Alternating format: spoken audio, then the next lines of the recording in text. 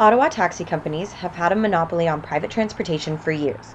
Since the popularization of Uber in Ottawa, cab drivers have noticed a decrease in customers, something that they are not happy about. With Uber operating, there was a lot of backlash with Ottawa's taxi company, who are licensed and regulated and legally permitted to operate. And that caused a lot of friction because Uber were taking fares away from the traditional taxi market. That we proudly served for over 4 In 2015, many protests by taxi drivers elicited quite the response from the public, however, not the one they were going for. People identified issues, customer service issues with the traditional taxi companies, the price. Obviously, Uber prides itself on lower fares and also sort of five-star service that their drivers provide. Ottawa City Council held debates during March and April over the safety of rideshares and how best to modernize Ottawa's transportation.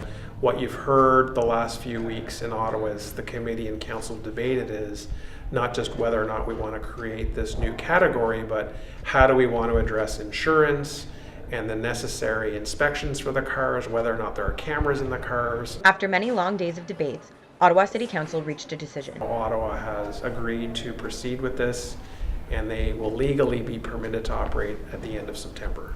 Despite the fact that many Ottawa cabs consider Uber to be a criminal service, representatives from Uber say they have been operating under city rules in over 70 cities worldwide. Uber will continue to operate illegally until the law takes effect September 30th, 2016.